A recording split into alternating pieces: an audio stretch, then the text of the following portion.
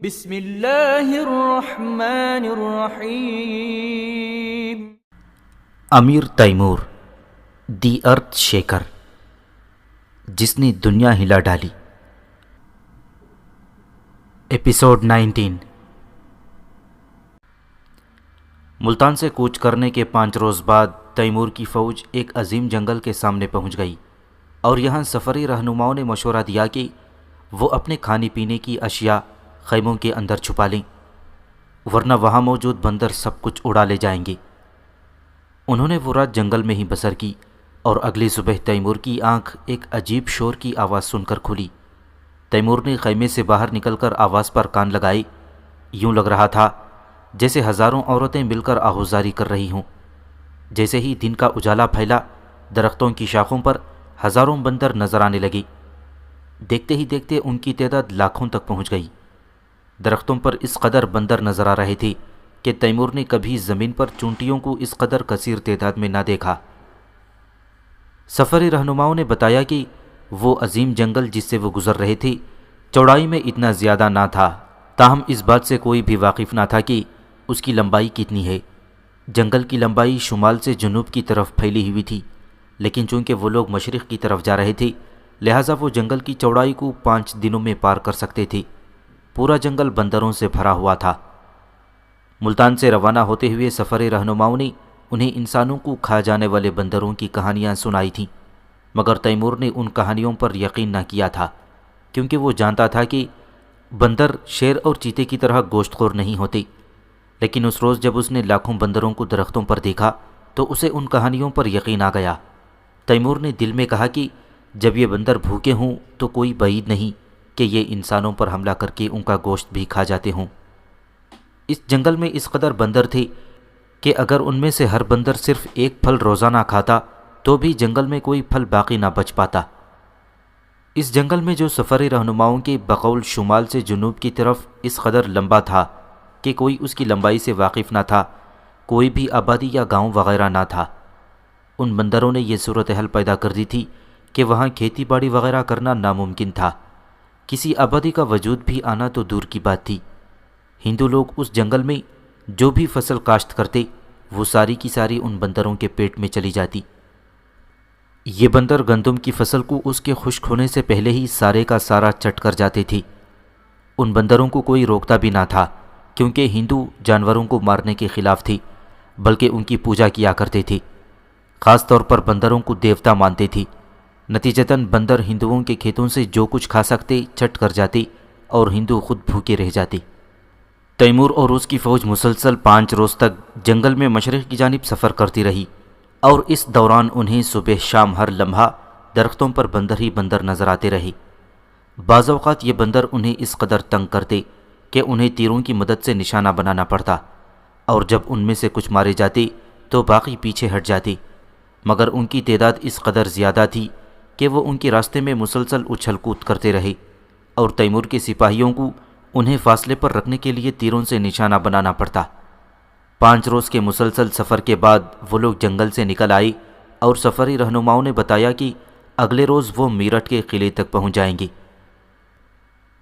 اس سے آگے وہ لوگ دلدلی علاقے میں داخل ہو گئے، اور جس راستے سے وہ گزر سکتے تھے وہ کوئی 6 سے 12 میٹر چوڑا تھا، اور اگر وہ اس سے زیادہ شمال کی طرف بڑھتے تو دلدل میں پھنس سکتے تھے، اور اگر جنوب کی طرف زیادہ بڑھتے تو اس طرف بھی دلدل منہ کھولے ان کی منتظر تھی۔ چنانچہ انہیں درمیان میں تنگ راستے سے ہی آہستہ گزرنا تھا۔ میرٹھ کے قلعے کے پاس خشک علاقہ زیادہ وسیع تھا، تاہم قلعے سے آگے ان کا راستہ ایک بار پھر دلدلی علاقوں پر مشتمل تھا۔ چنانچہ انہیں خشک راستے سے ہٹے بغیر اپنی منزل مقصود کی طرف بڑھنا تھا۔ جنگل سے نکلنے کے بعد تیمور کی فوج کی نقل و حرکت میں تبدیلی آ گئی، اور وہ لوگ جنگی صف آرائی کی صورت میں آگے بڑھنے لگے، حتیٰ کہ میرٹھ کا قلعہ جو کہ ایک پہاڑی کے اوپر بنا ہوا تھا دور سے نظر آنے لگا۔ تیمور نے فوری طور پر ٹھہرنے اور فوجی چھاؤنی قائم کرنے کا حکم دیا، ایک ایسی چھاؤنی جس پر حملے کی صورت میں سپاہی اپنا دفاع کر سکیں۔ جب چھاؤنی قائم کر دی گئی تو تیمور نے اپنے سرداروں کو اکٹھا کیا تاکہ ان سے کہے کہ وہ اپنے سپاہیوں کو جمع کر کے انہیں نئے احکامات سے آگاہ کریں۔ تیمور کے سردار ایک بڑے خیمے میں جمع ہو گئے جو ایسے ہی مقاصد کے لیے نصب کیا جاتا تھا۔ پھر تیمور نے ان سے کہا، آج تک ہم نے جن ممالک کے خلاف جنگیں لڑی ہیں ان کے پاس ہاتھی نہ تھی، لیکن اب ہم جس ملک میں برسر پیکار ہیں ان کا ایک جنگی ہتھیار ہاتھی ہے۔ تم سب نے ایران میں ہاتھی دیکھا ہے اور جانتے ہو کہ ہاتھی چارہ کھانے والا جانور ہے، تاہم اس کے سینگ اور سم نہیں ہوتے۔ اگر ہاتھی شیر، چیتے یا تیندوے جیسا جانور ہوتا تو میں تم لوگوں کے خوفزدہ ہونے کو شاید بجا سمجھتا، مگر ایک چارہ کھانے والے جانور سے بھلا کیا ڈرنا جس کے سینگ اور سم نہیں ہوتے اور جو دولتی بھی نہیں مار سکتا۔ لہٰذا اپنے سپاہیوں کو بھی اچھی طرح سمجھا دو کہ ہاتھی ایک بہت بڑے جسے کے سوا اور کچھ بھی نہیں ہے، اور ایک ایسا جانور ہے جسے تلوار کے ایک وار سے بآسانی گرایا جا سکتا ہے۔ اس کی سونڈ کاٹنے سے یا تلوار کا وار اس کے بدن پر پڑنے سے اسے گرایا جا سکتا ہے۔ اپنے سپاہیوں کو بتا دو کہ ہاتھی کسی کو تکلیف نہیں پہنچا سکتا، بجز اس کے کہ آدمی اس کے پاؤں تلے آ جائے یا پھر اس کے پاؤں آدمی کے سینے پر رکھے جائیں۔ تمہارے سپاہی اس جانور سے معمولی سی تکلیف اٹھائے بغیر ہی اس کے پیٹ کے نیچے پہنچ کر تلوار یا نیزے کے ایک وار سے اس کے پیٹ میں سوراخ کر سکتے ہیں۔ جن میں زیادہ طاقت ہو وہ ہاتھی کے گھٹنوں کو تیر کے ایک ہی وار سے چیر سکتے ہیں، اور یہی وجہ ہے کہ ایک ہی وار ہاتھی کو بیکار کر سکتا ہے۔ اپنے سپاہیوں کو بتا دو کہ گھوڑا ہاتھی کی نسبت زیادہ خطرناک ہے کیونکہ اس کے سم ہوتے ہیں، لہٰذا جب وہ ہاتھی کو اپنے نزدیک آتا دیکھیں جس پر ہودہ کسا ہوا ہوتا ہے اور مہاوت اس پر سوار ہو تو جان لیں کہ یہ زیادہ خطرے کی بات نہیں ہے، کیونکہ اس سے کہیں زیادہ خطرے کی بات یہ ہے کہ کمانداری سے بھری ہوئی گاڑی ان کی طرف آ رہی ہو، کیونکہ گاڑی کو گرانا بہت مشکل کام ہے، جبکہ ہاتھی کو بیکار کرنا بالخصوص ہمارے آہنی لباس پہنے ہوئے سپاہیوں کے لیے بے حد آسان ہے۔ اس کے بعد تیمور نے ابدال کلزئی کو مخاطب کرتے ہوئے کہا، اے امیر، اب میں تم سے مخاطب ہوں، تمہیں چاہیے کہ اپنے قلابدار سپاہیوں سے کہو کہ ہاتھیوں کو گرانے کے لیے تیار ہو جائیں۔ میرے خیال سے تیرے سپاہیوں کے لیے قلاب استعمال کرنے کا بہترین موقع یہ ہے کہ وہ ہاتھیوں کی سونڈ یا اس کے گھٹنوں پر قلاب پھینکیں۔ اگر قلاب ہاتھی کی سونڈ پر گرے تو وہ زور سے قلاب کو کھینچ کر ہاتھی کی سونڈ کا کچھ حصہ کاٹ ڈالیں۔ ہاتھی اسی لمحے گھٹنوں کے بل گر جائے گا، یا اگر وہ ہاتھی کے گھٹنے زخمی کرنے میں کامیاب ہو جائیں تو بھی وہ ہاتھی کو بیکار کرنے میں کامیاب ہو جائیں گے۔ ان احکامات کے بعد تیمور نے اپنے سرداروں کو رخصت کر دیا تاکہ وہ جا کر سپاہیوں کو ہدایات پہنچا دیں اور انہیں سمجھا دیں کہ ہاتھیوں سے خوفزدہ ہونے کی ہرگز ضرورت نہیں۔ وہ رات انہوں نے قلعے سے کچھ فاصلے پر ہی بسر کی اور اگلی صبح وہ میرٹھ کے قلعے کی طرف بڑھنے لگے۔ ہراول دستے کی طرف سے اطلاع ملی کہ قلعے کے سامنے کوئی موجود نہیں ہے، تاہم قلعے کے دروازے بند ہیں۔ سفر رہنماؤں نے بتایا کہ قلعے کے کوتوال کا نام آلاشر ہے، جس کا خاندان صدیوں سے خلجی بادشاہوں کی خدمت کرتا آ رہا ہے۔ جنگ کرنے سے پہلے تیمور نے سوچا کہ کیوں نہ اپنا نمائندہ وفد آلاشر کے پاس بھیجے اور اس کے ساتھ مذاکرات کرے۔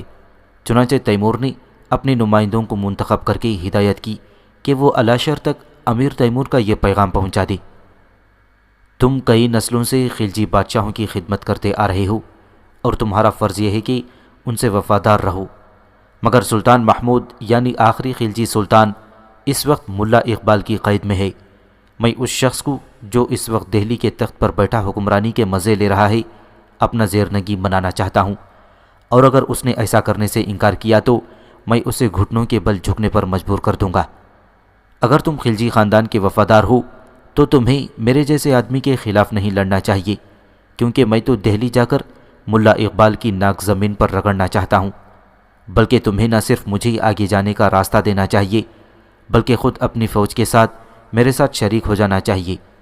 میں یہ تو وعدہ نہیں کر سکتا کہ دہلی فتح کرنے کے بعد سلطان محمود کو دوبارہ تخت پر بٹھا دوں گا، کیونکہ مجھے علم نہیں کہ جب میں دہلی فتح کرنے میں کامیاب ہو جاؤں گا تو سلطان محمود خلجی زندہ بھی ہوگا یا نہیں۔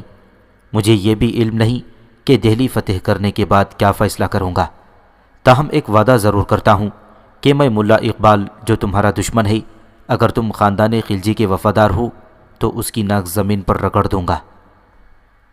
تیمور کے پیغام کے جواب میں آلاشر نے قلعے کی دیوار کے اوپر سے مترجم کی مدد کے بغیر کہا، خاندان خلجی کے ساتھ میری وفاداری کا مطلب یہ تو نہیں کہ میں کسی بیرونی فوج کو راستہ دے دوں تاکہ وہ دہلی جا پہنچے اور اس پر قبضہ کر لے۔ ملا اقبال اور سلطان محمود کے درمیان جنگ دراصل دو بھائیوں کے درمیان لڑائی تھی، اسی لیے ملا اقبال نے سلطان محمود کو شکست دینے کے باوجود اسے قتل نہیں کرایا بلکہ اسے نظر بند کروا دیا اور اس کے ساتھ احترام کا سلوک کرنے کے احکامات جاری کیے۔ اگر ملا اقبال سلطان محمود کو بھائی کی طرح نہ سمجھتا تو اس کا سر قلم کرا دیتا، مگر تم لوگ باہر سے آنے والی دشمن فوج ہو اور تم لوگ ہندوستان کو فتح کرنے آئے ہو۔ تم نہیں جانتے کہ ہندوستان وہ سرزمین ہے جسے فتح کرنے کا خواب لے کر آنے والے یہیں مر کھپ گئے ہیں، یا پھر انہیں یہاں سے ایسا بھاگنا پڑا کہ دوبارہ پیچھے مڑ کر دیکھنے کی ہمت بھی نہ ہوئی۔ اب تیمور اور اس کی فوج کے لیے مقصد بالکل واضح تھا، انہیں ہر صورت قلعے پر قبضہ کرنا تھا اور قبضہ کرنے کے بعد آگے بڑھنا تھا۔ جیسا کہ تیمور کو بتایا گیا تھا کہ وہ یہ قلعہ فتح کیے بغیر آگے نہیں بڑھ سکتا، کیونکہ دہلی سے واپسی پر اس قلعے کا حاکم اس کا راستہ روک لیتا تاکہ اسے ختم کر دے، یا جو مال غنیمت وہ ساتھ لایا ہوتا اسے اپنے قبضے میں لے لیتا۔ چنانچہ تیمور نے قلعے کے گرد پہرا بٹھا دیا اور اپنے سپاہیوں کو ارد گرد کے علاقوں میں یہ چھان بین کرنے کی ہدایت کی کہ آیا میرٹھ کے قلعے سے قریبی بستیوں میں داخل ہونے کے لیے خفیہ راستے تو نہیں بنائے گئے، کیونکہ عام طور پر ایسے فوجی قلعوں میں قریبی بستیوں تک رسائی کے خفیہ راستے بنا گئے ہوتے ہیں۔ تاہم بظاہر یہی نظر آتا تھا کہ میرٹھ کے قلعے سے قریبی بستیوں میں جانے کا کوئی خفیہ راستہ نہ تھا۔ میرٹھ کے قلعے تک پہنچنے سے پہلے ملک غور کے بادشاہ عبدال کلزئی نے، جو اس وقت تیمور کے ساتھ ہندوستان کی مہم میں شریک تھا، مشورہ دیتے ہوئے کہا، کیوں نہ ہم ہاتھیوں کا راستہ روکنے کے لیے اونٹوں کو استعمال کریں؟ ہاتھی اونٹ کی بو سے نفرت کرتا ہے، اور جیسے ہی اونٹ اس کے قریب پہنچتا ہے تو وہ بھاگ کھڑا ہوتا ہے۔ تاہم قلعے کے سامنے کوئی ہاتھی نہ تھا جس کے خلاف وہ اونٹوں کو استعمال کرتے۔ پھر یہ کہ تیمور کی فوج کے پاس اونٹ بھی نہ تھی۔ تیمور اس علاقے میں زیادہ دیر تک ٹھہر نہ سکتا تھا، کیونکہ اگر میرٹھ میں اس کا قیام زیادہ عرصے تک جاری رہتا تو برسات کا موسم، جو ہندوستان کی مانسون کے نام سے مشہور تھا، شروع ہو جاتا۔ یہ بارشیں ان کے لیے آگے بڑھنے اور جنگ کرنے میں رکاوٹ بن جاتیں، اور پھر تیمور کو موسم برسات ختم ہو جانے کا انتظار کرنا پڑتا۔ جیسا کہ پہلے ذکر آ چکا ہے، میرٹھ کا قلعہ ایک پہاڑی پر بنا ہوا تھا، اور اس پر نقب لگانے اور فصیل کی بنیاد تک پہنچنے کے لیے ضروری تھا کہ تیمور اور اس کی فوج پہاڑی کے اوپر پہنچ جاتی۔ لیکن قلعے کی دیوار کے اوپر پتھر پھینکنے والی گاڑیاں کھڑی تھیں، اور ان گاڑیوں کی توپچی تیمور کے سپاہیوں کی طرف بڑے بڑے وزنی پتھر پھینکنے کے لیے تیار تھی۔ وہ لوگ قلعے کی فصیل کی بنیادوں میں نقب نہیں لگا سکتے تھے، کیونکہ ایسا کرنا بیکار ہوتا۔ تیمور کے معماروں نے بتایا کہ فصیل کی بنیادوں میں پتھر ہیں جن کے باعث وہاں کھدائی کرنا ممکن نہ تھا۔ اب ان کے پاس اس کے سوا کوئی راستہ نہ تھا کہ ٹیلے پر چڑھ کر ایسی جگہ پہنچ جاتی جہاں نقب لگانا ممکن تھا۔ مگر جیسے ہی تیمور کے سپاہی پہاڑی ٹیلے پر چڑھنے کی کوشش کرتے، قلعے کی دیوار سے بھاری بھرکم پتھر ان پر برسنے لگتے، اور حتیٰ کہ آہنی لباس پہنے ہوئے سپاہی بھی آگے بڑھنے سے قاصر تھے، کیونکہ ان کے خود اور آہنی لباس بھاری پتھروں کی چوٹ سے بچانے سے قاصر تھے۔ یوں لگتا تھا جیسے فصیل کے رکھوالوں نے برسوں کے لیے پتھروں کا ذخیرہ جمع کر رکھا ہو، کیونکہ وہ مسلسل پتھروں کی بارش کر رہے تھے، اور ایک لمحے کے لیے بھی ایسا نہ لگتا کہ انہیں پتھروں کی کمی کا سامنا ہے۔ یہ صورتحال دیکھ کر عبدال کلزئی تیمور سے کہنے لگا، اے امیر، اگر تم اوپر سے نقب لگانا چاہتے ہو تو تمہیں چاہیے کہ اپنے سپاہیوں کے سروں کو بچانے کا کوئی انتظام کرو تاکہ بڑے بڑے پتھر انہیں ہلاک نہ کر سکیں، مگر یہ بھی اس وقت تک ممکن نہیں جب تک کہ تمہارے سپاہی رات کے وقت پہاڑی ٹیلے پر چڑھ کر قلعے کے ارد گرد مضبوط حفاظتی پناہ گاہیں نہ بنا لیں۔ تیمور نے ملک غور کے بادشاہ عبدال کلزئی کا مشورہ تسلیم کر لیا، کیونکہ نقب کھودنے کا اور کوئی راستہ نہ تھا۔ تیمور کے حکم پر اس کے سپاہیوں نے بہت سی حفاظتی پناہ گاہیں بنانے کا سامان تیار کر لیا۔ انہوں نے یہ کام اس طرح انجام دینے کا فیصلہ کیا کہ دشمن یوں سمجھے کہ جیسے وہ لوگ قلعے کے گرد بہت سے برج بنانے کا ارادہ رکھتے ہیں، تاکہ ان برجوں سے محصورین پر پتھر پھینکیں یا انہیں تیروں سے نشانہ بنائیں۔ جب پناہ گاہیں تعمیر کرنے کا مواد جمع ہو گیا تو تیمور کے سپاہیوں نے رات کے وقت، جبکہ پتھر پھینکنے والی گاڑیوں کا خطرہ کم تھا، مختلف مقامات پر اس مواد کو پہاڑی کے اوپر پہنچا دیا، اور پھر انہوں نے قلعے کے گرد بے شمار پناہ گاہیں اور برج بنانے شروع کر دیے۔ یہ پناہ گاہیں اس طرح تعمیر کی گئی تھیں تاکہ قلعے کے پہرے دار نقب میں داخل ہونے کی جگہ نہ دیکھ سکیں، اور برج تعمیر کرنے کا مقصد دراصل پہرے داروں کو دھوکہ دینا تھا۔ اگر وہ لوگ صرف ایک پناہ گاہ تعمیر کرتے تو پہرے داروں کو پتہ چل جاتا کہ قلعے کی بنیاد میں نقب کا راستہ وہاں ہے۔ اسی لیے انہوں نے بے شمار پناہ گاہیں تعمیر کی تاکہ قلعے کے پہرے دار یقینی طور پر نہ جان سکیں کہ نقب لگانے کے لیے کھدائی کہاں کی گئی ہے۔ تیمور کے سپاہی راتوں کو کام کرتے رہتے، تاہم دن کا اجالا پھیلنے سے پہلے ہی واپس ٹیلے کے میدان میں چلے جاتے۔ پہلے دن جب قلعے کے کوتوال الاشیر نے پناہ گاہیں تعمیر کرنے کا مسئلہ دیکھا تو اسے قطعاً خبر نہ ہوئی کہ تیمور کے سپاہی کیا کرنا چاہتے ہیں، تاہم دوسرے دن اسے پتہ چل گیا کہ وہ برج بنانا چاہتے تھے کیونکہ برج نامکمل حالات میں کھڑے ہو چکے تھے۔ اس نے خیال کیا کہ تیمور کے سپاہی قلعے پر حملے کے لیے ان برجوں کو استعمال کرنا چاہتے ہیں۔ چنانچہ اس روز سے الاشیر نے ان کے بنائے برجوں پر سنگ باری کے احکامات جاری کر دیے اور اس کے توپچی روزانہ بھاری پتھر برسا کر تیمور کے سپاہیوں کی طرف سے بنائے گئے برجوں کو مسمار کرنے کے لیے پتھر برسانے میں مصروف رہتے۔ چنانچہ کبھی کبھار بڑے بڑے پتھر ان برجوں پر آ گرتے اور ان کے کچھ حصوں کو مسمار کر دیتے، مگر اگلی رات تیمور کے سپاہی ان برجوں کو دوبارہ تعمیر کر کے انہیں مزید بلند کر دیتے۔ تیمور اس بات کا منتظر تھا کہ الاشیر ان کے برجوں کو گرانے کے لیے اپنے سپاہی قلعے سے باہر بھیجے اور وہ اپنے بیلچوں کی مدد سے برجوں کو گرا دیں۔ اگر وہ ایسا کرتا تو تیمور اپنے سپاہیوں کو ان کے مقابلے پر بھیج دیتا، مگر الاشیر نے اپنے سپاہیوں کو باہر نہ بھیجا۔ یوں لگتا تھا کہ وہ اس بارے میں پر یقین تھا کہ اس کے بنائے برج بیکار تھی اور یہ کہ تیمور کی فوج ان برجوں کی مدد سے قلعے کو فتح نہ کر سکتی تھی۔ تیمور کو قلعے کے اندر موجود سپاہیوں کی اصل تعداد کا علم نہ تھا، تاہم اس کا اندازہ تھا کہ اندر 8 سے 10 ہزار سپاہی موجود ہوں گے۔ میرٹھ کا قلعہ خالصتاً فوجی نوعیت کا تھا، اس لیے وہاں عورتوں اور بچوں کو نہیں لے جایا جاتا تھا، اسی لیے وہاں کے پہرے دار زیادہ بے فکری اور آسانی سے دفاع کر سکتے تھے۔ تیمور کے معماروں میں سے شیر بہرام ماروازی نے نقب لگانے کے لیے 2 سرنگیں کھودنے کا فیصلہ کیا تاکہ اگر ایک نقب کے راستے میں کوئی رکاوٹ وغیرہ آ جائے یا کسی اور وجہ سے وہ قلعے کی دیوار تک نہ پہنچ سکے تو دوسری نقب کارآمد ثابت ہو۔ شیر بہرام ماروازی ایک ایسا شخص تھا جس کے آباء و اجداد ہمیشہ سے معمار رہے تھے اور ایک ماہر معمار ہونے کے ساتھ ساتھ وہ ایک بہترین زمین کا معائنہ کرنے والا تھا۔ وہ جیسے ہی کسی زمین کو دیکھتا تو فوراً جان لیتا کہ آیا اس زمین کے نیچے پانی ہے یا نہیں۔ تیمور نے ایسے بہت سے ماہر معمار دیکھے تھے جو زمین کی سطح پر کچھ آثار دیکھ کر بتا دیتے تھے کہ آیا اس کے نیچے پانی ہے یا نہیں، مگر شیر بہرام ماروازی ایسا ماہر معمار تھا کہ جو بغیر کسی نشانی کے ہی محض زمین کی سطح دیکھ کر ہی بتا دیتا تھا کہ آیا اس کے نیچے پانی ہے یا نہیں۔ دونوں سرنگوں کی کھدائی اسی رات شروع ہو گئی اور جبکہ یہ سرنگیں کھودی جا رہی تھیں تیمور نے اپنے سپاہیوں کو بارود تیار کرنے کا حکم دیا۔ اگرچہ وہ لوگ اپنے ساتھ بارود لے کر آئے تھے مگر وہ بارشوں کے باعث گیلا ہو گیا تھا اور کچھ درہ خیبر سے گزرتے ہوئے پانی میں ڈوب کر بیکار ہو گیا تھا۔ تاہم انہوں نے ہندوستان کی سرزمین یعنی ملتان کے علاقے میں داخل ہوتے ہی بارود تیار کرنے کا مواد حاصل کر لیا تھا تاکہ ضرورت پڑنے پر دوبارہ مہیا کر سکیں۔ سرنگوں کی کھدائی کے آغاز کے بعد تیمور کے سپاہی دن اور رات دونوں اوقات میں کھدائی کرتے رہتے کیونکہ یہ سرنگیں پناہ گاہوں کے اندر کھودی جا رہی تھیں اور قلعے کے پہرے دار انہیں دیکھ نہ سکتے تھے۔ تیمور کے سپاہی ہر روز سرنگوں کی کھدائی کے دوران نکلنے والی مٹی کو جمع کر کے پناہ گاہوں میں لاتے اور پھر رات کے وقت دوسرے سپاہی اس مٹی کو ٹیلے کے دامن میں پہنچا دیتے۔ اس کی یہ وجہ تھی کہ اگر مٹی ٹیلے کے اوپر ہی چھوڑی جاتی تو الاشیر سمجھ جاتا کہ وہ لوگ سرنگیں کھود رہے ہیں۔ ایک روز جب کہ پتھر برسانے والی گاڑیاں تیمور کے سپاہیوں کی طرف سے بنائے گئے برجوں پر پتھر برسا رہی تھیں، تیمور نے حکم دیا کہ ان برجوں میں سے ایک پر سفید پرچم لہرا دیا جائے۔ یہ جھنڈا لہرانے پر گاڑیوں سے پتھر برسنے بند ہو گئے۔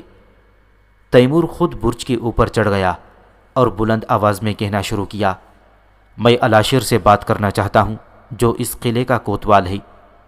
الاشیر ایک آہنی قود اور جنگلی لباس پہنے قلعے کی فصیل پر نمودار ہوا اور بولا، میں الاشیر ہوں، تم کون ہو؟ تیمور نے جواب دیا، میں تیمور گورگین ماوراء النہر ایران اور بین النہرین کا بادشاہ ہوں۔ الاشیر بلند آواز میں بولا، تم مجھ سے کیا کہنا چاہتے ہو؟ تیمور نے کہا، میں تجھے خبردار کرنا چاہتا ہوں اور تجھے نصیحت کرتا ہوں کہ قلعے کے دروازے کھول دے اور اپنے سپاہیوں سمیت ہتھیار ڈال دے۔ میں تجھے اپنے سرداروں میں شامل کر لوں گا۔ یہ جو میں تمہیں خبردار کر رہا ہوں تو یہ محاصرے کے طول پکڑ جانے کے خوف سے ہرگز نہیں ہے، کیونکہ مجھے یقین ہے کہ میں بہت جلد اس قلعے پر قبضہ کر لوں گا۔ تجھے خبردار کرنے کی وجہ یہ ہے کہ میں نے جان لیا ہے کہ تو ایک دلیر آدمی ہے، اور کسی دلیر آدمی کا زندہ رہنا قتل ہو جانے سے بہتر ہے۔ اگر میں جنگ کر کے قلعے پر قابض ہوا تو پھر میرے پاس تجھے قتل کرنے کے سوا کوئی چارہ نہ ہوگا، کیونکہ اس کے لیے میرے سپاہیوں کا خون بھی بہے گا اور مجھے اس کا بدلہ لینا ہوگا۔ لیکن اگر تو لڑے بغیر اور خون بہائے بغیر ہتھیار ڈال دے تو میں تجھے اپنی فوج میں شامل کر لوں گا، کیونکہ میرے سپاہیوں کا خون نہیں بہے گا اور تمہیں میری فوج میں اعلیٰ عہدہ بھی ملے گا۔ الاشیر نے یہ سب سن کر زوردار قہقہہ لگایا اور بولا، اگر میں اور میرے سپاہی ہتھیار نہ ڈالیں تو کیا ہو جائے گا؟ تیمور بولا، میں قلعے پر قبضہ کرنے کے بعد تجھے ایک لوہے کے پنجرے میں بند کرا دوں گا اور حکم دوں گا کہ اس پنجرے کو آگ پکڑنے والی لکڑیوں کے ایندھن پر رکھ کر آگ لگا دیں، پھر میں تجھے زندہ جلا دوں گا۔ الاشیر نے اس پر مزید قہقہے بلند کیے اور کافی دیر تک مسلسل قہقہے لگاتا رہا، پھر تمسخر بھرے انداز میں کہنے لگا، اور تیمور گورگین، ہم ہندوؤں کو مرنے کے بعد ویسے بھی جلنا ہی ہوتا ہے تاکہ ہماری روحیں نروان میں منتقل ہو جائیں۔ ایسے شخص کی روح تو نروان میں مزید بلند درجے پر پہنچ جاتی ہے جسے زندہ جلایا جائے۔ تیمور نے اس کے جواب میں کہا، تو ٹھیک ہے، یہ میری آخری بات تھی، اس کے بعد اب صرف تلوار ہی ہم دونوں کے درمیان فیصلہ کرے گی۔ اس کے بعد تیمور برج سے نیچے اتر آیا اور انہوں نے برج سے سفید پرچم بھی اتار دیا۔ سرنگوں کی کھدائی میں کافی دن لگ گئے اور تیمور ان گزرتے ہوئے دنوں کے بارے میں فکر مند ہونے لگا، کیونکہ وہ جانتا تھا کہ برسات یا ہندوستان کا مانسون کا موسم تیزی سے قریب آ رہا ہے۔ آخر ایک دن شیر بہرام ماروازی نے تیمور کو مطلع کیا کہ ایک سرنگ قلعے کی دیوار کے نیچے پہنچ گئی ہے اور دوسری بھی چند دن میں دیوار تک پہنچ جائے گی۔ سپاہیوں کی مدد سے شیر بہرام ماروازی نے قلعے کی دیواروں کے نیچے 2 گہرے کھڈے بنائے اور سپاہیوں نے ان کھڈوں میں بارود رکھ کر اس کے ساتھ لمبے فیتے باندھیے اور ان فیتوں کے سروں کو سرنگوں کے بیرونی دہانوں پر لے آئے۔ تیمور میرٹھ کے قلعے کے باہر ستمبر کے مہینے میں پہنچا تھا اور انہیں قلعے کی دیواروں کو مسمار کرنے کا انتظام کرنے میں 41 دن لگ گئے۔ تاہم ان دنوں کے دوران تیمور نے اپنے سرداروں اور سپاہیوں کو مسلسل جسمانی اور جنگی مشقوں میں مصروف رکھا تاکہ وہ محض کھاتے اور سوتے نہ رہیں، کیونکہ یہ چیز ان کی صلاحیتوں کو زنگآلود کر سکتی تھی۔ مختلف مشقوں میں ایک یہ مشق بھی شامل تھی کہ رات کے وقت تیمور تمام سپاہیوں کو تیزی سے دوڑ کر ٹیلے کے اوپر چڑھنے کا حکم دیتا۔ یہ مشق ان کے لیے انتہائی ضروری تھی، کیونکہ حملے کے وقت ان سپاہیوں کو حقیقتاً تیزی سے دوڑ کر ٹیلے کے اوپر جانا تھا، اور یہ مشق ان کے لیے بے حد کام آ سکتی تھی۔ چونکہ تیمور کے زیادہ تر سپاہی گھوڑ سوار تھے، اس لیے وہ پیادہ طور پر اتنے زیادہ قابل نہ تھے، مگر یہ مشقیں ان کے لیے اس وقت بے حد کارآمد ثابت ہوئیں جب 23 اکتوبر 1398 عیسوی کا دن طلوع ہوا۔ اس روز تیمور کے تمام سپاہی قلعے پر حملے کے لیے پوری طرح تیار تھے۔ دن کا اجالا پھیلنے سے پہلے موسم اچانک بے حد سرد ہو گیا، اور حالانکہ تیمور موسم برسات کی آمد کے بارے میں فکر مند تھا، مگر اس نے موسم کے سرد ہونے کو ایک اچھی نشانی تصور کیا، کیونکہ اس کا مطلب تھا کہ اس کے سپاہیوں کو جنگ کے دوران گرمی کی شدت کا سامنا کرنا پڑے گا۔ جیسے ہی دن کا اجالا نمودار ہوا اور رات کا اندھیرا چھٹ گیا، تیمور نے اشارہ کیا کہ فیتوں کو آگ لگا دی جائے۔ جن سپاہیوں نے فیتوں کو آگ لگائی وہ بڑی تیزی سے ٹیلے سے نیچے اتر آئے۔ تیمور کے آہن پوش سپاہی اور ملک غور کے قلاب پھینکنے والے، جنہیں پہلی صف میں حملہ کرنا تھا، قلعے پر حملے کرنے کے لیے تیار ہو گئے۔ اچانک زمین اپنی بنیادوں تک لرز اٹھی اور ایسی آواز پیدا ہوئی جیسے ہزاروں بجلیاں بیک وقت کڑک رہی ہوں، اور میرٹھ کے قلعے کی دیواریں 2 مقامات پر ٹکڑوں کی صورت مسمار ہو گئیں۔ تیمور اچھی طرح جانتا تھا کہ دشمن دیواروں کے گرنے سے اس قدر خوفزدہ اور حواس باختہ ہوگا کہ کچھ وقت کے لیے یہ سمجھ ہی نہیں سکے گا کہ کیا کیا جائے، لہٰذا انہیں دشمن کے خوف اور بوکھلاہٹ کا فائدہ اٹھانا تھا اور انہیں غیر متوقع طور پر جا لینا تھا۔ تیمور کے اشارے پر آہن پوش سپاہی اور قلاب پھینکنے والے ایک ہی سانس لینے کی مہلت میں ٹیلے پر چڑھ گئے۔ دشمن کی پتھر پھینکنے والی گاڑیاں ان پر پتھر پھینک سکیں اور نہ ہی ان کی طرف تیر ہی چلائے گئے، بلکہ اس سے پہلے ہی تیمور کے سپاہی قلعے کے اندر داخل ہو گئے۔ اس وقت تک بھی دشمن دیواروں کے مسمار ہونے کی حیرت اور خوف سے نہ نکلا تھا۔ نتیجہ یہ ہوا کہ الاشیر کے زیادہ تر سپاہی چھوٹے چھوٹے گروہوں میں تقسیم ہو کر ہتھیار ڈالتے چلے گئے۔ جب قلعے پر حملہ ہوا تو الاشیر نے اپنے سپاہیوں کو تیمور کے سپاہیوں کے خلاف دفاع کے لیے لانا چاہا، مگر جنگ کو اسی روز ختم کرنے کے لیے تیمور نے اپنے سپاہیوں کی کثیر تعداد کو اس حملے میں استعمال کیا تھا۔ چنانچہ دوپہر سے کچھ پہلے ہی الاشیر گرفتار ہو گیا اور اسی لمحے جنگ ختم ہو گئی۔ تیمور نے الاشیر کے گرفتار ہونے والے سپاہیوں کو حکم دیا کہ وہ مرنے والوں کی لاشیں قلعے سے باہر منتقل کر دیں۔ قلعہ میرٹھ کے اندر، جو کہ ایک مضبوط جنگی حصار تصور ہوتا تھا، بڑھئیوں اور لوہاروں کے اوزار موجود تھے۔ تیمور نے حکم دیا کہ دھات کے سلاخوں سے ایک پنجرہ بنایا جائے۔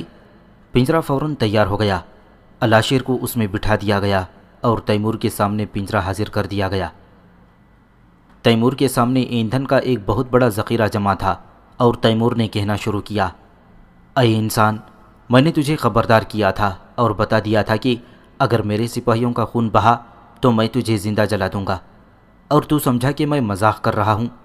لیکن اب دیکھ لے کہ تو میرے کہنے کے مطابق پنجرے میں بند ہے، اور چند ہی منٹوں میں میرے سپاہی اس پنجرے کو لکڑیوں کے ایندھن پر رکھ دیں گے اور اسے آگ لگا دیں گے، اور تو اس میں جل کر بھسم ہو جائے گا۔ تیمور کو توقع تھی کہ اب موت کو سامنے دیکھ کر شاید الاشیر رحم کی درخواست کرے گا اور تیمور سے درخواست کرے گا کہ وہ اسے زندہ جلانے کا ارادہ تبدیل کر دے اور اسے کسی اور طریقے سے قتل کرا دے، مگر الاشیر بولا، اے تیمور گورگین، میں تجھے پہلے ہی بتا چکا ہوں کہ ہم ہندوؤں کو آخرکار جلنا ہی ہوتا ہے، اور جو شخص زندہ جلا دیا جاتا ہے وہ باقی لوگوں کی نسبت نروان میں کہیں بہتر جگہ حاصل کرے گا۔ اسی لمحے ہوا چلنے لگی جو آگ جلانے کے لیے سازگار تھی۔ چنانچہ تیمور نے حکم دیا کہ الاشیر کے پنجرے کو لکڑیوں کے ذخیرے پر رکھ کر اسے آگ لگا دی جائے۔ لکڑیوں کے ذخیرے کے نیچے آگ بھڑک اٹھی، لیکن اس سے پہلے کہ آگ پوری طرح پھیلتی، تیز ہوا نے اسے بجھانا شروع کر دیا۔ آسمان پر طوفان باد باران کے آثار نمودار ہو گئی، اور دیکھتے ہی دیکھتے سیاہ بادلوں نے آسمان کو گھیر لیا اور تیز ہوا بھی چلنے لگی۔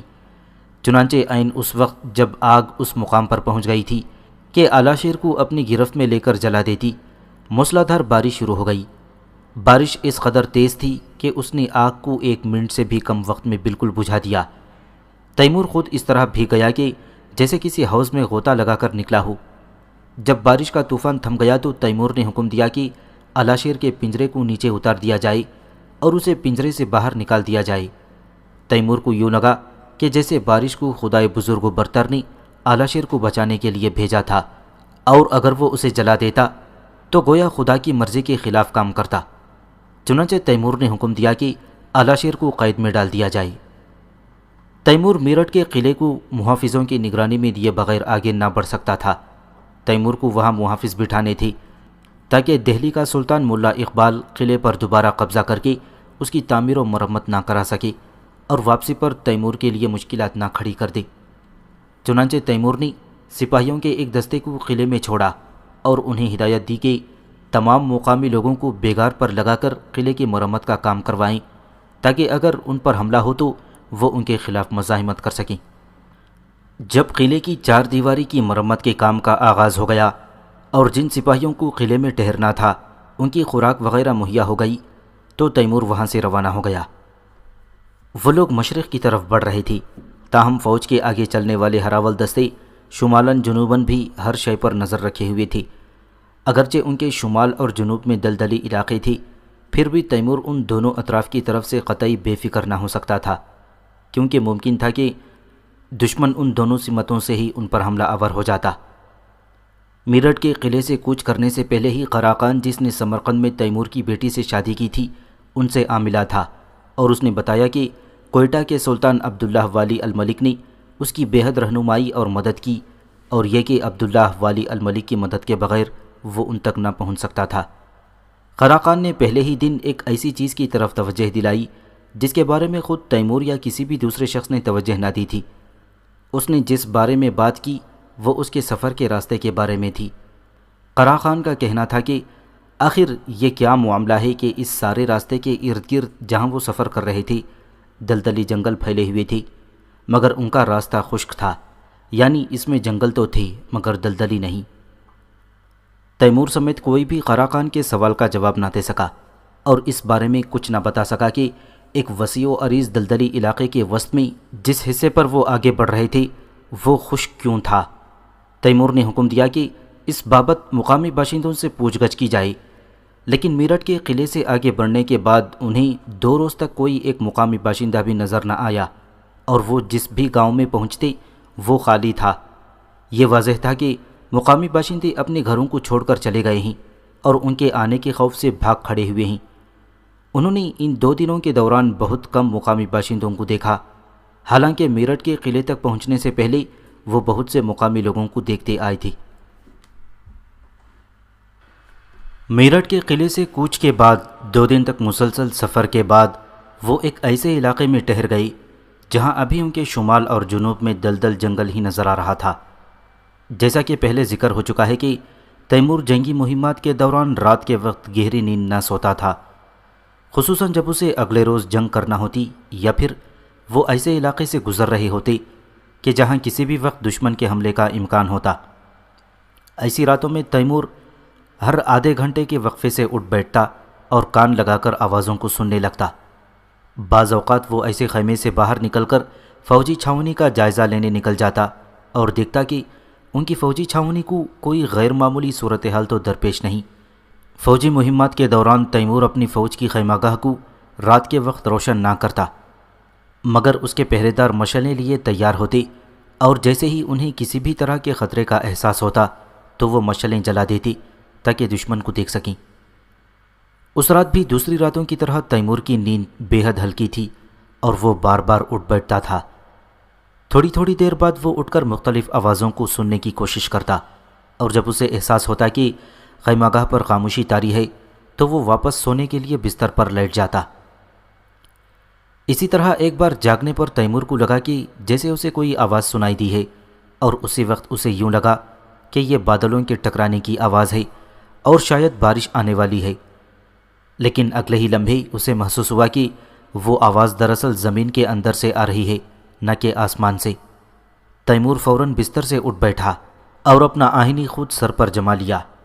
تیمور کے خیمے سے باہر نکلنے سے پہلے ہی خبردار کرنے والے نعرے بج گئے اور پوری خیمہ گاہ جاگ اٹھی۔ اپنے خیمے سے باہر آنے پر تیمور نے دیکھا کہ خیمہ گاہ کے اطراف میں مشعلیں روشن تھیں۔ اب اسے یقین ہو گیا کہ ان پر دشمن نے شبخون مارا ہے۔ تیمور کو یقین تھا کہ ان پر حملہ کرنے والی فوج دلدلی جنگل سے آئی ہوئی ہے، کیونکہ اگر وہ کسی بھی اور سمت سے آتی تو ان کے ہراول دستے ضرور انہیں دیکھ لیتے۔ خیمہ گاہ میں سپاہیوں کے جاگنے سے پیدا ہونے والی آواز میں وہ آواز دب گئی جو زمین کے اندر سے آ رہی تھی۔ تیمور غور سے دیکھنے لگا تاکہ معلوم کر سکے کہ دشمن کس طرف سے حملہ آور ہوا تھا، لیکن پھر اسی لمحے اسے دور سے آواز سنائی دی جو چیخ کر کہہ رہی تھی، ہاتھی ہاتھی۔ قرا خان جو خیمہ گاہ کے محافظوں کا سردار تھا تیمور تک دوڑتا ہوا اس انداز میں پہنچا کہ جب وہ تیمور کے سامنے آیا تو اس کا سانس پھولا ہوا تھا۔ وہ بولا، اے امیر، ہاتھیوں کی ایک بڑی تعداد ہم پر حملہ آور ہونے والی تھی، مگر پہرے داروں کے چلانے اور مشعلوں کے جلائے جانے سے وہ واپس مڑ گئے اور وہ خیمہ گاہ کے انتہائی شمال سے دوسری طرف نکل گئے ہیں، مگر ان ہاتھیوں پر کوئی بیٹھا ہوا نہ تھا اور نہ ہی ان کی پیٹھ پر کوئی کجاوا یا برج وغیرہ ہی بندھا ہوا تھا۔ میں جا رہا ہوں تاکہ پوری طرح تحقیق کروں، پھر نتیجہ تمہیں آ کر مطلع کرتا ہوں۔ چونکہ دشمن کے حملے کی کوئی خبر نہ تھی، لہٰذا تیمور نے حکم دیا کہ سپاہیوں کو سونے دیا جائے تاکہ وہ اگلی صبح سفر کرنے کے قابل ہو سکیں۔ اس رات تیمور کو وہی آواز بار بار سنائی دیتی رہی جس کا ذکر پہلے آ چکا ہے، اور وہ بار بار اسے سن کر بیدار ہوتا رہا، اور اس کے ساتھ پہرے داروں کے چیخنے کی آوازیں بھی آتی رہیں، مگر ہر بار انہیں پتہ چلتا کہ ہاتھیوں کا جھنڈ وہاں سے گزر رہا ہے۔ قرا خان تیمور کے سامنے حاضر ہوا اور کہنے لگا، اے امیر، میں نے مقامی رہنماؤں سے تحقیق کی ہے جو ہندوستان کے رہنے والے ہیں، اور انہوں نے بتایا ہے کہ یہ جنگلی ہاتھی ہیں جو دریا کی طرف بھاگ رہے ہیں۔ تیمور نے حکم دیا کہ سفر رہنماؤں کو اس کے حضور پیش کیا جائے۔ جب وہ آئے تو تیمور نے ان سے پوچھا، کیا دلدلی جنگل میں پانی نہیں ہے؟ جو ہاتھی پانی کے لیے دریا کی طرف بھاگ رہے ہیں۔ سفر رہنما کہنے لگے، جنگلوں میں پانی وافر مقدار میں موجود ہے، مگر وہاں کوئی دریا نہیں ہے کہ جس میں ہاتھی نہا سکیں اور خود کو دھو سکیں۔ جنگلی ہاتھی کی یہ عادت ہوتی ہے کہ وہ ہر صبح خود کو پانی سے دھوتا ہے۔ تیمور کو معلوم تھا کہ ان کے راستے میں دریا موجود تھا اور وہ اگلی صبح اس تک پہنچنے والے تھے۔ تیمور جلد از جلد اس دریا کو پار کرنا چاہتا تھا تاکہ ہندوستان کا موسم برسات یعنی مانسون شروع ہونے سے پہلے وہاں سے گزر جائے، کیونکہ برسات شروع ہونے پر دریا میں سیلاب کا خطرہ تھا جو ان کے دریا عبور کرنے میں مشکلات کھڑی کر سکتا تھا۔ جب میرٹھ کے قلعے میں موسلا دھار بارش ہوئی تو تیمور اسی وقت سے مسلسل بارشوں کا منتظر تھا، لیکن وہ یہ بھی جانتا تھا کہ ہندوستان کا مانسون کا موسم ابھی شروع نہیں ہوا تھا اور خدا نے وہ خاص بارش دراصل علاشیر کو بچانے کے لیے برسائی تھی تاکہ وہ آگ جو علاشیر کو جلانے والی تھی وہ بجھ جائے۔ اگلی صبح خیمہ گاہ لپیٹ دی گئی اور وہ لوگ دوبارہ راستے پر آگے بڑھنے لگے۔ تقریباً 12 کلومیٹر کا فاصلہ طے کر کے وہ ایک گاؤں میں پہنچ گئے۔ اس بار گاؤں کے رہنے والے ان کے خوف سے نہ بھاگے تھے اور تیمور نے ان سے ایک مترجم کے ذریعے ہاتھیوں کے بارے میں دریافت کیا۔ انہوں نے اس آگ اور راکھ کے ڈھیروں کی طرف اشارہ کیا جو گاؤں کی حدود کے گرد رکھے گئے تھے، اور بتایا کہ وہ لوگ ہر رات گاؤں کے باہر آگ جلا دیتے ہیں تاکہ ہاتھی جب رات کو دریا کی طرف بھاگتے ہوئے آئیں تو گاؤں میں داخل ہو کر بربادی نہ پھیلائیں۔ تیمور نے ان سے پوچھا، کیا ہاتھی تمام موسموں میں دریا کی طرف بھاگتے ہیں؟ مقامی لوگوں نے اس کا جواب ہاں میں دیا، مگر ساتھ ہی بتایا کہ جنگلی ہاتھی جو دریا کے دونوں جانب جنگل میں موجود ہیں صرف برسات کے موسم میں دریا کی طرف نہیں جاتی، کیونکہ بارش کا پانی ہی انہیں نہلا دیتا ہے اور انہیں دریا میں جا کر نہانے کی ضرورت نہیں پڑتی۔ تیمور نے ان لوگوں سے مزید پوچھا، دریا کے دونوں اطراف سے تمہارا کیا مطلب ہے؟ مقامی لوگوں نے اسے بتایا، جو دریا کے اس پار لولے نام کی قلعے کی راہ میں موجود ہیں۔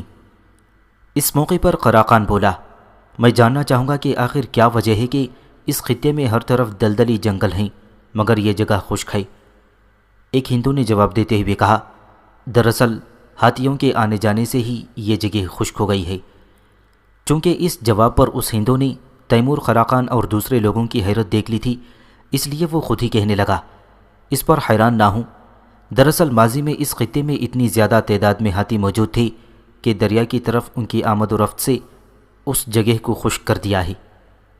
تیمور نے کہا، اسے اس بات پر یقین نہیں ہے، کیونکہ اس سے پہلے کہ وہ لوگ میرٹھ کے قلعے تک پہنچتے اس نے خود دیکھا تھا کہ ان کے راستے کے شمالی اور جنوبی اطراف میں دلدلی جنگل ہیں، لیکن جس راستے سے وہ چل رہے تھے وہ خشک ہی تھا اور وہاں کوئی ہاتھی بھی باقی نہ تھا یا پھر انہیں نظر نہ آیا۔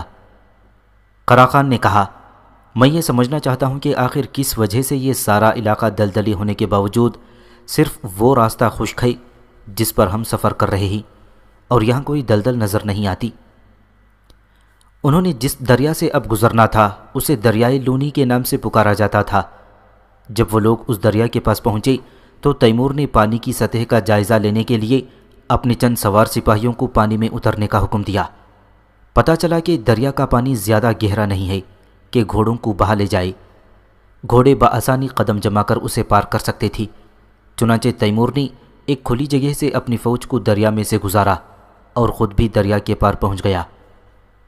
تقریباً 1 کلومیٹر کا فاصلہ طے کرنے کے بعد رات کا اندھیرا پھیل گیا اور انہوں نے اسی مقام پر فوجی خیمہ گاہ قائم کر لی۔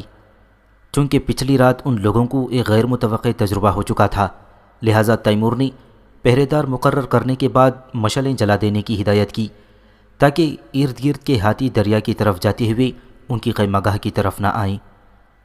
رات کے تیسرے پہر کے شروع ہوتے ہی ہاتھیوں کے گزرنے کے علامات ظاہر ہونا شروع ہو گئیں۔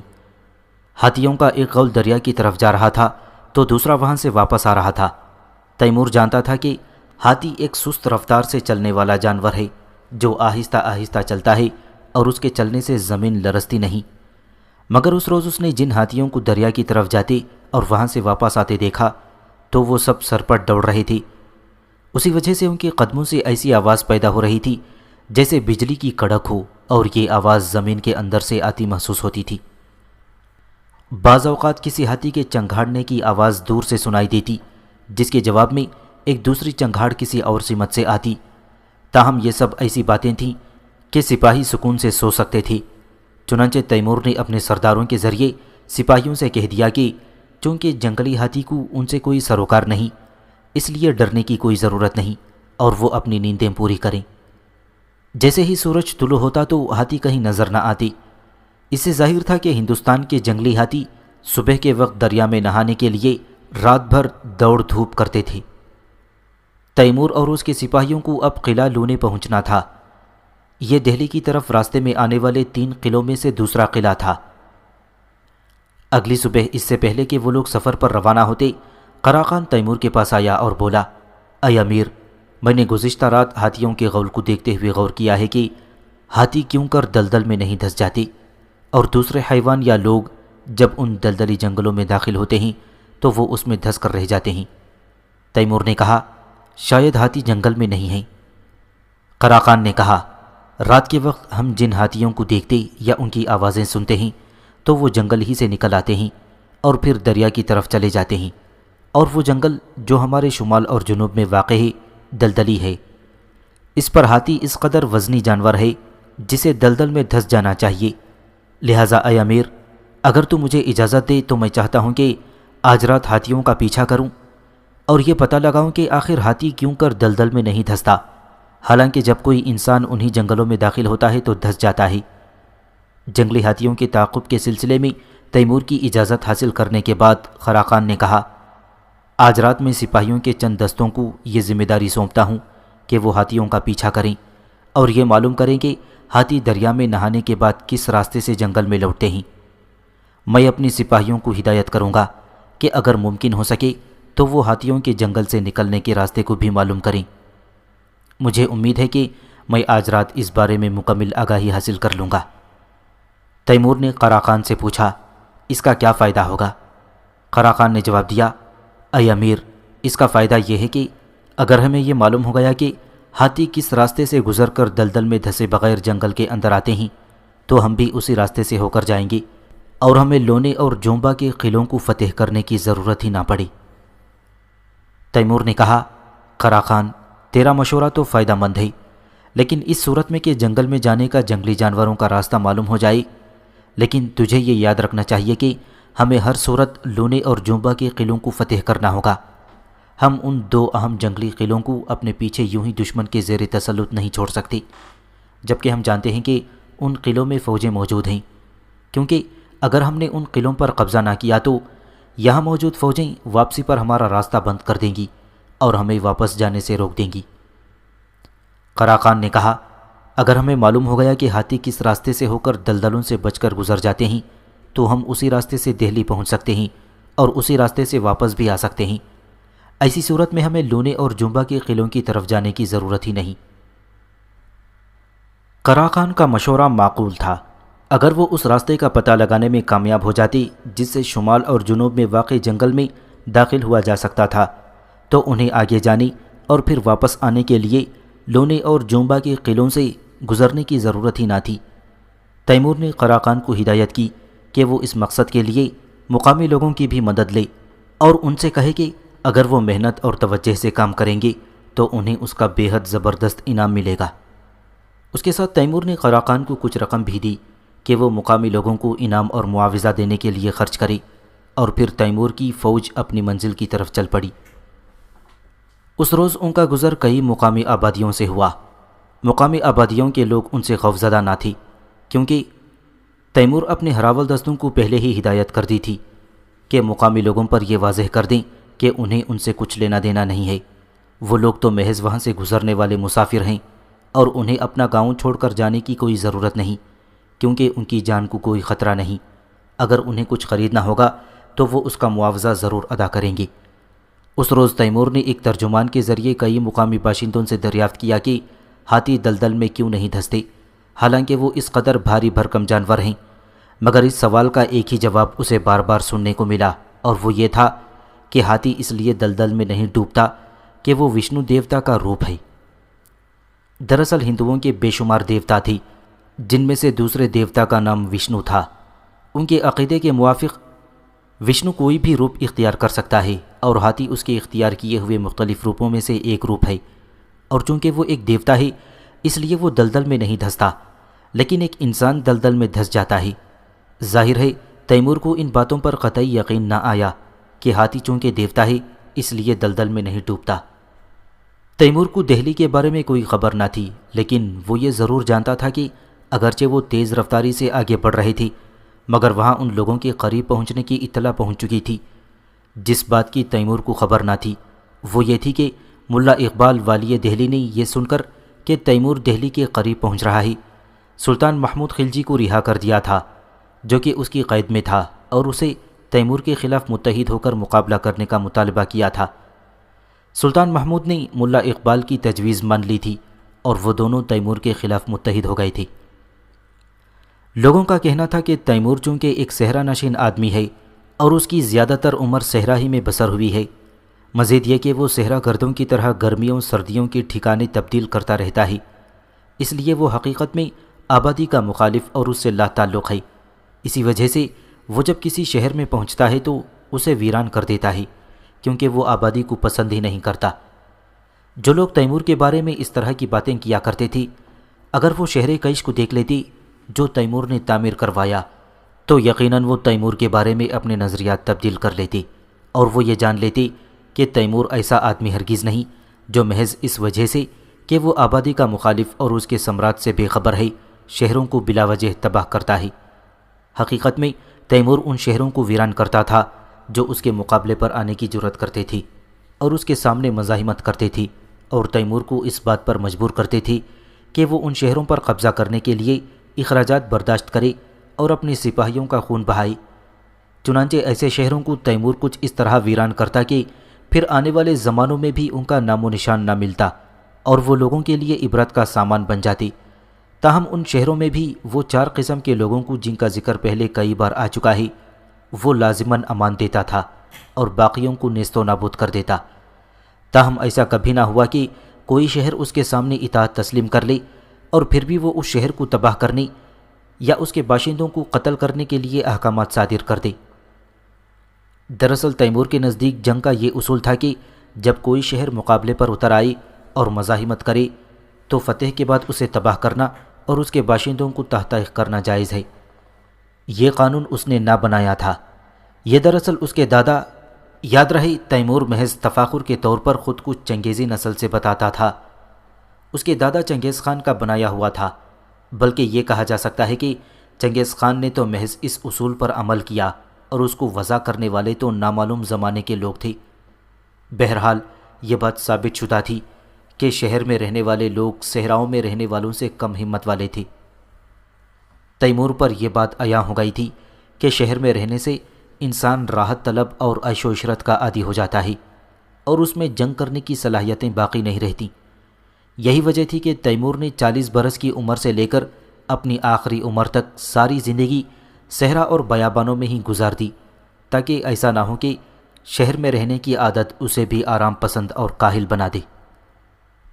جس روز وہ لوگ دہلی کی طرف روانہ ہوئے، تیمور نے اپنے سرداروں کو اس بات پر مامور کیا کہ وہ تمام سپاہیوں کو ہدایت کر دیں کہ مقامی لوگوں کو تنگ نہ کریں اور گاؤں والوں سے کوئی سروکار نہ رکھیں، انہیں ان کے حال پر چھوڑ دیں تاکہ وہ اپنے عقائد اور طریقوں کے مطابق آزادانہ طور پر زندگی گزارتے رہیں۔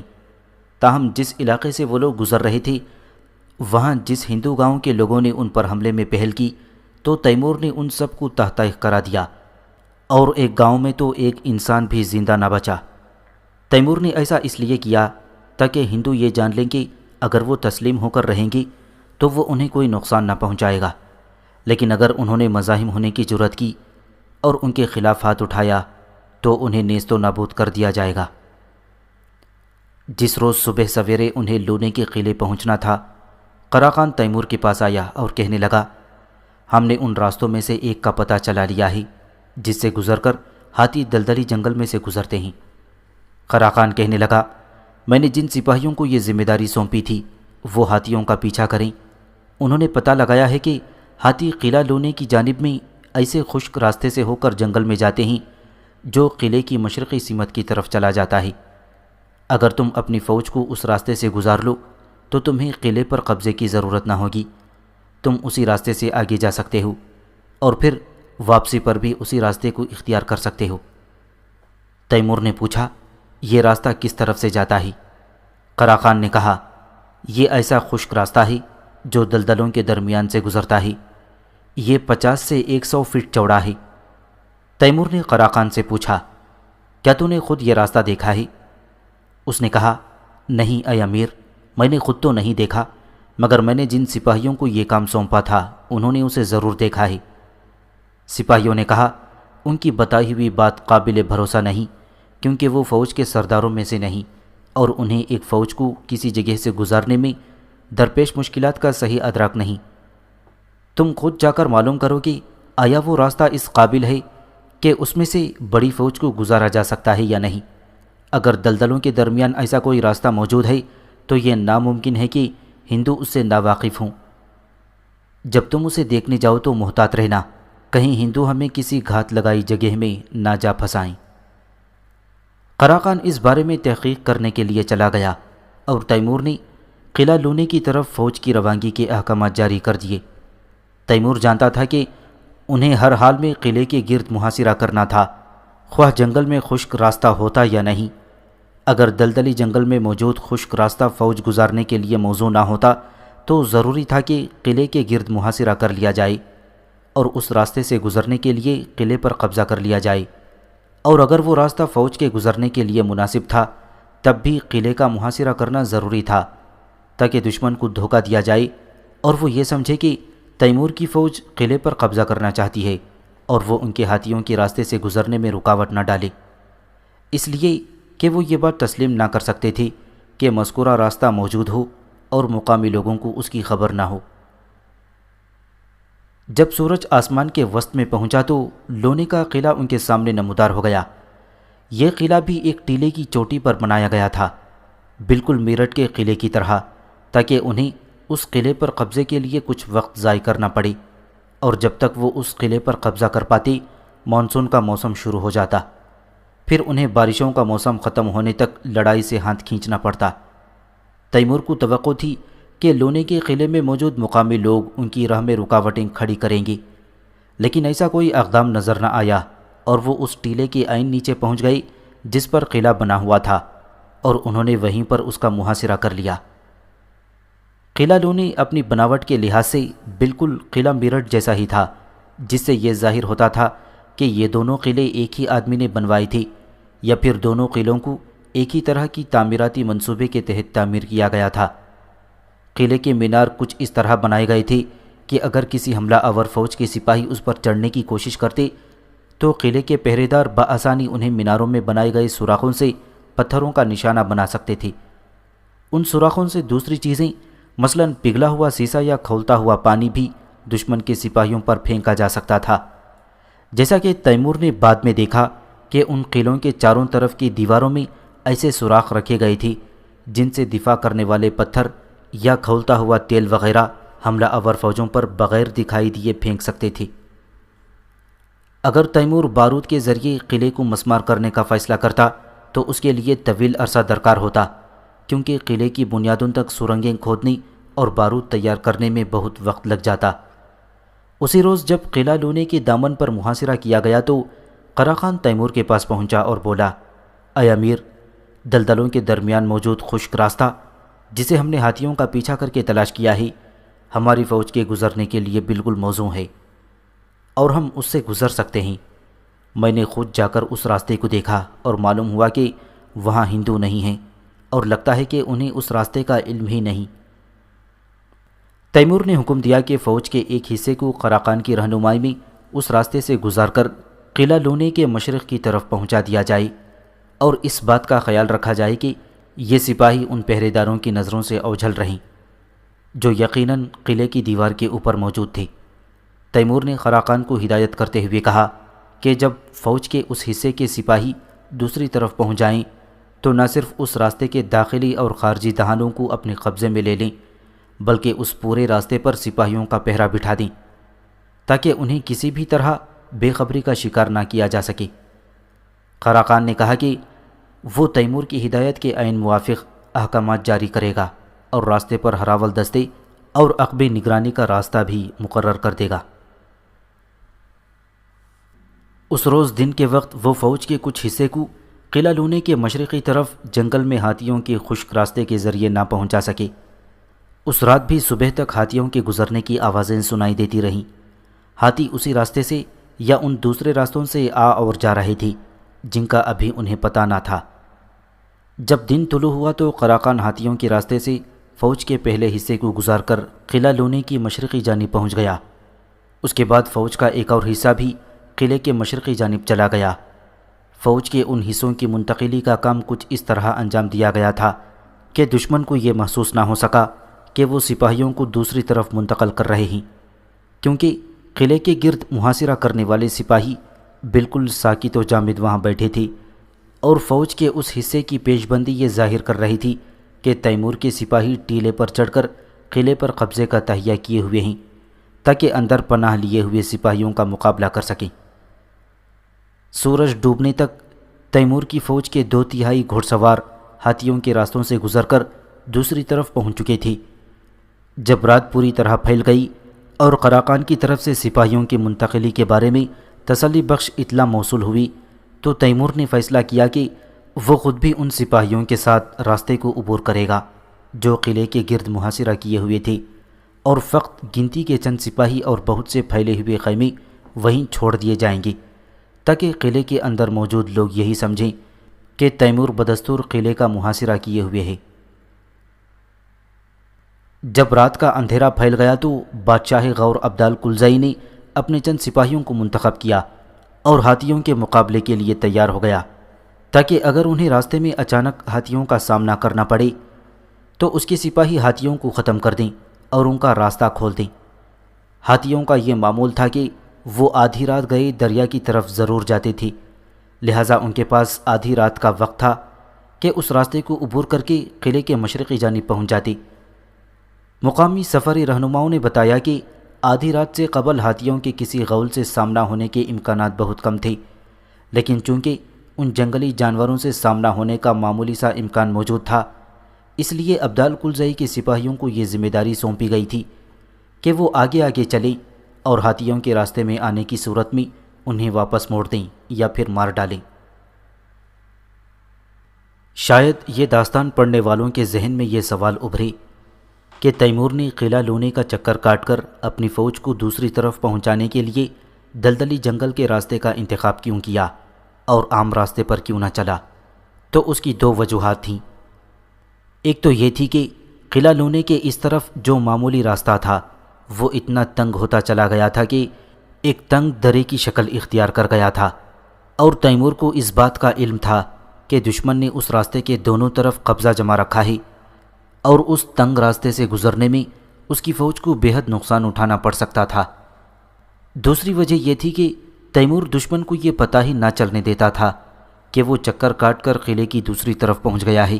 یہی بہتر تھا کہ دشمن اسی خیال میں رہے کہ تیمور اپنی پوری فوج کے ساتھ ان کا محاصرہ کیے ہوئے ہے۔ اللہم اجعل فی قلبی نورا